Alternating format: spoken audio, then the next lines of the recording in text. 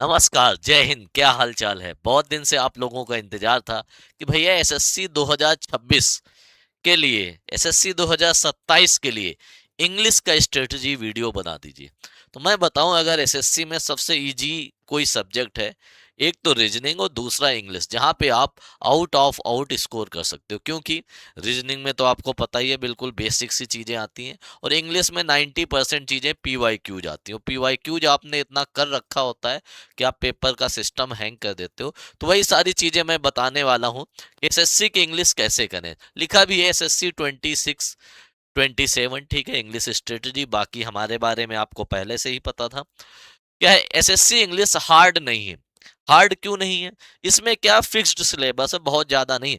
अगर आप ये मान लो कि 100 आवर्स पढ़ लिया अच्छे से, 100 घंटे अच्छे से आपने पढ़ लिया, तो एसएससी की इंग्लिश खत्म हो जाएगी।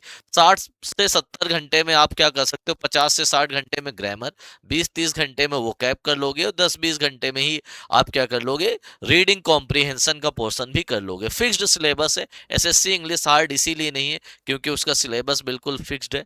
लॉजिक बेस्ड क्वेश्चंस है कि कोई पैटर्न होगा, कोई कॉन्सेप्ट होगा, उसी के बेस्ड में क्वेश्चंस आते हैं। और डेली मास्टरी अगर आप करोगे, सॉरी, डेली प्रैक्टिस अगर आप करोगे तभी आएगा। ये नहीं कि आज आपने पढ़ लिया, 5 दिन नहीं पढ़ा, नहीं। Regularity, consistency, consistency is the key to success. वो सफलता की कुंजी है। लगातार जब मेहनत करोगे, लगातार प्रैक्टिस करते रहोगे, डेली प्रैक्टिस से आपको मास्टरी होगी। ठीक है। एसएससी की इंग्लिश हार्ड नहीं, जितना हार्ड आप लोगों को बताया गया है, बिल्कुल बेसिक सी है। कंप्लीट सिलेबस में क्या क्या आता है? वोकैबुलरी, वोकैबुलरी में क्या है? Synonyms, antonyms, idioms and phrases, one word substitutions, spelling correction, word usage कि कहाँ पे किसका यूज होगा। और एक चीज और इसमें ऐड कर लो, होमोनिम्स। क्या ऐड कर लो? होमोनिम्स। आजकल होमोनिम्स के क्वेश्चंस बहुत ज्यादा आ रहे हैं, होमोनिम्स के इसमें ऐड कर सकते हो। ग्रामर में क्या आता है? ग्रामर में एरर के क्वेश्चन आते हैं, स्पॉटिंग एरर या एरर स्पॉटिंग, उसमें ग्रामर के टॉपिक से आते हैं, पार्ट ऑफ स्पीच से आते हैं, नाउन, प्रोनाउन, वर्ब, एडजेक्टिव, इनसे क्वेश्चन आते हैं, टेंस से आते हैं, वॉइस से आते हैं, नरेशन से आते हैं, सब्जेक्ट वर्ब एग्रीमेंट से आते हैं। ये सारे टॉपिक्स होते हैं। उसके बाद fill in the blanks. Fill in the blanks दो प्रकार का आता है, ग्रामर बेस्ड जो रूल से आता है, एक वोकैब बेस्ड आते हैं जिसमें आपको वोकैब का नॉलेज चेक होता है। उसके बाद सेंटेंस इंप्रूवमेंट, किसी पार्ट को अंडरलाइन कर दिया जाएगा या बाल्ड कर दिया जाएगा, फिर उसको इंप्रूव करना होगा। ठीक है। एक्टिव एंड पैसिव वॉइस सबसे ज्यादा इंपॉर्टेंट। एडुकेटी ने सबसे ज्यादा कोई टॉपिक पूछा है तो एक्टिव और पैसिव वॉइस। उसके बाद डायरेक्ट एंड इनडायरेक्ट, इनके दो दो क्वेश्चंस दोनों के फिक्स हैं। एरर्स के दो क्वेश्चन फिक्स हैं। फिलअप्स के, फिल इन द ब्लैंक्स के दो क्वेश्चन फिक्स है। सेंटेंस इंप्रूवमेंट का इस बार एक क्वेश्चन आया है। सेंटेंस स्ट्रक्चर आपको PQRS, पैराजंबल, वही है सेंटेंस स्ट्रक्चर, और पार्ट ऑफ स्पीच मैंने बता दिया। तो ये मान लो ग्रामर के पोर्शन से कम 8 7 8 क्वेश्चन आते हैं, और 7 8 क्वेश्चन यहाँ से आते हैं। बाकी क्वेश्चन जो बनते हैं आपके रीडिंग कॉम्प्रिहेंशन से। इस बार जो प्री का एग्जाम हुआ है एसएससी का, कोई भी प्री हुआ हो, उसमें जो पैसेजेस आए सबसे हाई लेवल के। इससे पहले एसएससी में पैसेज लप्पू से आते थे, नहीं, इस बार प्री में बहुत हाई लेवल के पैसेज आए। मेंस में तो ज्यादा हार्ड नहीं था, एक ही पैसेज हार्ड था।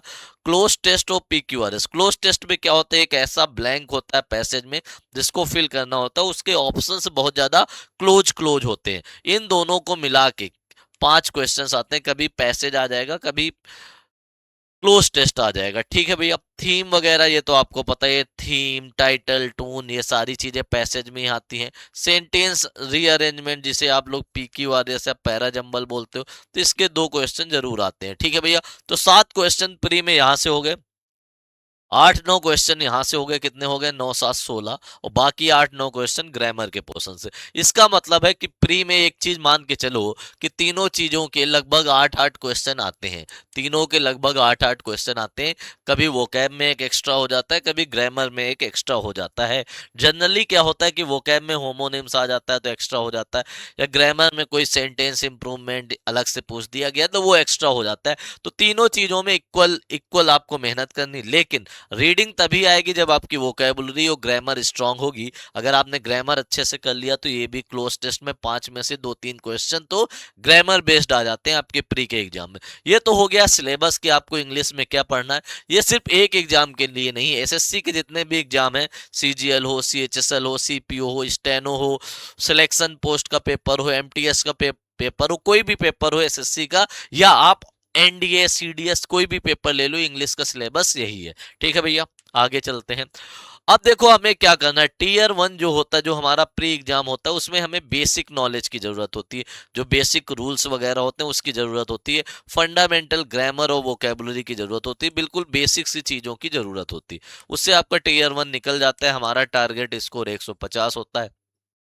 अभी आपको पता है सीएचएसएल का रिजल्ट आया, 142 कट ऑफ गई है। ठीक है, टायर 2 में क्या होता है, टायर 2 में हमें एडवांस यूसेज पढ़ने होते हैं कि वर्ड, कोई वर्ड आ गया, उसका सिनोनिम आ गया, तो इस वाले वर्ड का यूज कहाँ होगा, दूसरे वाले का कहाँ यूज होगा, ये आपको पढ़ना होता है। लॉन्गर पैसेजेस, बड़े बड़े पैसेजेस पढ़ने होते हैं, उसका थीम निकालना होता है, टाइटल निकालना होता है, टोन निकालना होता है, उसका कंक्लूजन निकालना होता है, कई सारी चीजें आती। सेंटेंस स्ट्रक्चर्स आपको पढ़ने होते हैं, S1 S6 भी कभी कभी आ जाता है, और डिटेल इन्फेरेंसेज पढ़ने होते हैं कि ये पैसेज क्या बोल रहा है, किस बारे में है, क्या कहना चाह रहा है, ये सारी चीजें आपको पढ़नी होती है। तो टायर 1 बिल्कुल बेसिक नॉलेज के लिए है, और टायर 2 स्टैंडर्ड वर्जन का होता है। ठीक है भैया, उसके बाद हम लोग क्या गलती करते हैं, हम लोग रैंडमली कोई वोकैबुलरी याद करने लगते, नहीं, रैंडम यूज नहीं करना, हमें वोकैब यूज करना है, लेकिन पीवाईक्यूज के बेस्ड में, पीवाईक्यूज के बेस्ड में वो कैब कराना है। इसी चैनल में मैंने वो कैब एसएससी 2025 में जो पेपर हुए हैं,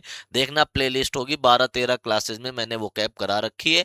जब तक क्लासेज मैं शुरू नहीं कर रहा हूं तब तक वो कर सकते हो। ग्रामर के जो रूल्स होते हैं उनका सही यूज नहीं करते। मैं बताऊं, लगभग 100 रूल्स ही होते हैं जो एसएससी में पूछे जाते हैं, लेकिन आप लोग क्या करते हो, पूरा साल लगा देते हो ग्रामर पढ़ने में। नाउन की 30-30 क्लासेस पढ़ रहा था, वो इररेलीवेंट है। नाउन 5-6 क्लासेस पढ़ लो, नाउन खत्म हो जाएगा। प्रोनाउन 5-6 क्लासेस कर लो, खत्म हो जाएगा। ठीक है, ग्रामर रूल्स का सही उपयोग करना है। रीडिंग कॉम्प्रिहेंशन से डरना, ये तो सबको पता है, रीडिंग नहीं करते। उसके बाद रिवीजन को स्किप करना। भैया मैं जब भी पढ़ता हूं तो मैं 5:2 के रेशियो में पढ़ता हूं। 5 दिन कोई चीज पढ़ता हूं, 2 दिन जो 5 दिन में पढ़ा है उसका रिवीजन करता हूं।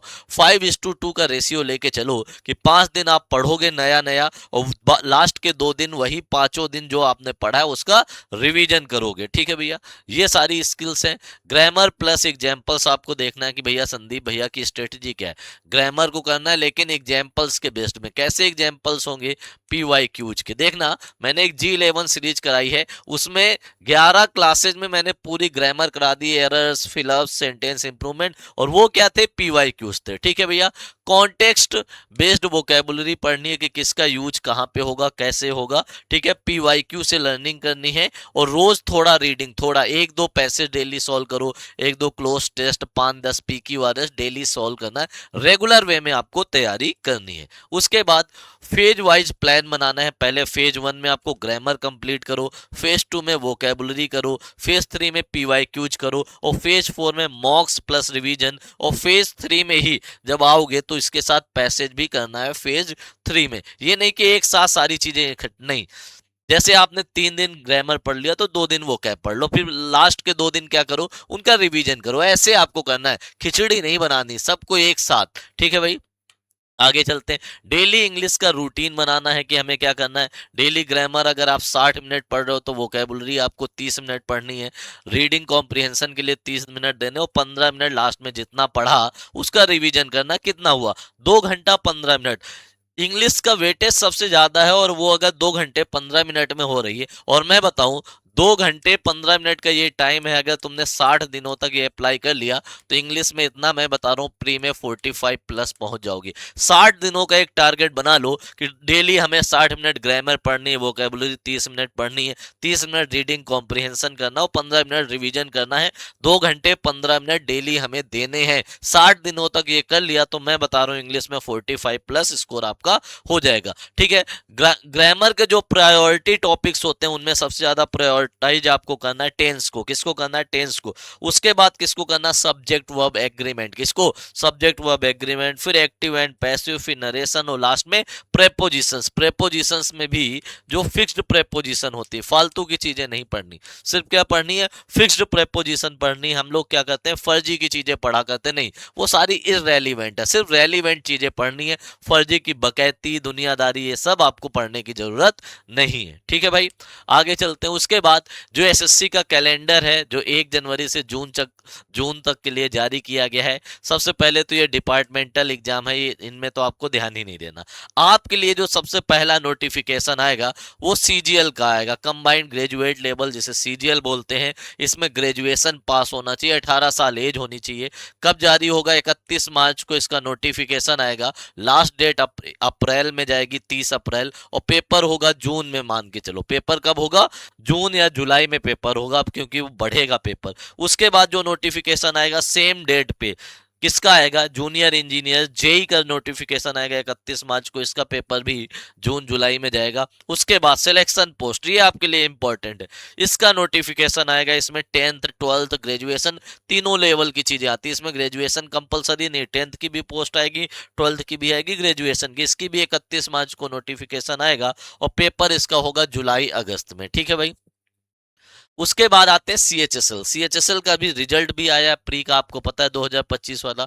और सीएचएसएल बेहतरीन जॉब होती है, जिनको आगे सीजीएल फोड़ना होता है वो पहले सीएचएसएल में नौकरी ले लेते हैं। इसकी नोटिफिकेशन अप्रैल लास्ट में आएगी, लास्ट डेट मई लास्ट में होगी, पेपर होगा अगस्त सितंबर में। ठीक है। उसके बाद स्टेनोग्राफर, सबसे इंपॉर्टेंट स्टेनोग्राफर है, सबसे कम कॉम्पिटिशन है, और इंग्लिश 100 नंबर की आती है। इंग्लिश 100 नंबर की आती है, मैथ्स आती ही नहीं है। ठीक है। इसका नोटिफिकेशन अप्रैल लास्ट में होगा और पेपर होगा सितंबर तक। उसके बाद आता है कंबाइंड हिंदी ट्रांसलेटर्स, इसकी वैकेंसीज खाली चली जाती हैं, जिन्होंने पोस्ट ग्रेजुएशन हिंदी से कर रखा होगा उनके लिए है। एमटीएस भाई साहब, आपका फेवरेट एमटीएस का नोटिफिकेशन जून लास्ट में आएगा, पेपर इसका नवंबर के आसपास होगा। बेहतरीन पोस्ट है। मैंने सीजीएल वालों से बात की, वो पहले क्या बोले कि मैंने पहले एमटीएस में सिलेक्शन लिया था, बाद में सीजीएल का। उसके बाद आपका एसआई सीपीओ एसआई का नोटिफिकेशन मई लास्ट में आएगा और पेपर इसका भी नवंबर दिसंबर तक जाएगा। और सबसे लास्ट में जीडी, एसएससी जीडी, जो सबसे इंपॉर्टेंट पोस्ट बन गई 10th लेवल के लिए। भैया 10th लेवल का तो ये भी है, 10th लेवल का ये भी है, और इसमें 12th चाहिए, एज सब में 18 चाहिए, सीपीओ में 20 साल एज चाहिए, और इसमें ग्रेजुएशन भी चाहिए। तो आप लोग बिल्कुल कमर कस लो, 2026 में नौकरी लेने की इतनी सारी वैकेंसी जाएंगी। ये मान लो कि सारा एसएससी मिला के 60 से 70 हजार वैकेंसी जाएंगी। सारी एसएससी मिला के जितने भी एसएससी के पेपर हैं, CGL, CHSL, CPO, MTS, GD, junior Hindi translator, steno, सबको मिला के 60 से 70 हजार वैकेंसीज आने वाली हैं। तो कमर कस लो भाई साहब। हमारा चैनल आपको पता है एग्जाम रैंकर से, Telegram English by Sandeep Thakur है,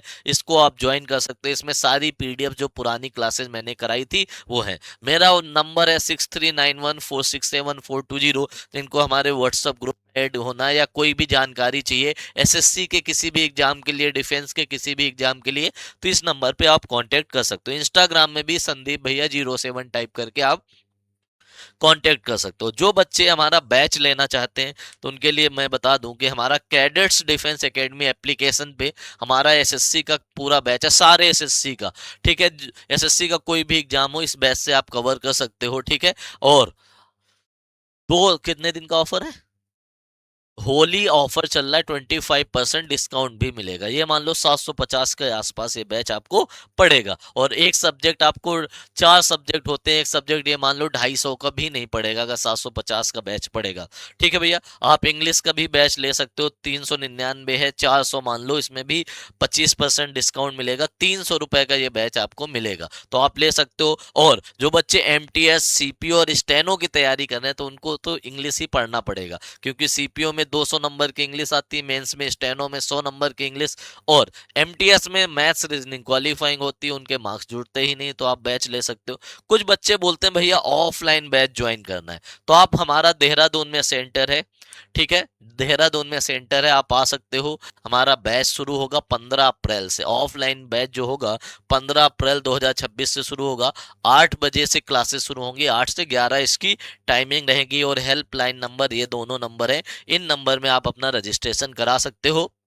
और ये बैच रहेगा केवल 50 स्टूडेंट्स के लिए। ठीक है। सुपर 50 बैच होगा, ये नहीं कि बहुत ज्यादा भीड़ इकट्ठा कर ली, नहीं। अगला बैच तभी बनेगा, अगला बैच जो 50 से 51 हो जाएगा वो अगले बैच में आएगा। इसमें सिर्फ 50 बच्चे ही रहेंगे, हमें 100 200 500 बच्चे एक बैच में नहीं पढ़ाना। क्यों नहीं पढ़ाना? क्योंकि हर बच्चे को फिर टाइम नहीं दे पाते, क्योंकि ऑफलाइन में सबसे ज्यादा जरूरी क्या होता है? बच्चे को टाइम देना। तो ये सुपर 50 बैच रहेगा, लिमिटेड सीट्स रहेंगी। तो आप लोग इन दोनों नंबर्स में पहले से ही रजिस्ट्रेशन करा सकते हो, इन दोनों नंबर में आप कॉल कर लेना, बता देना।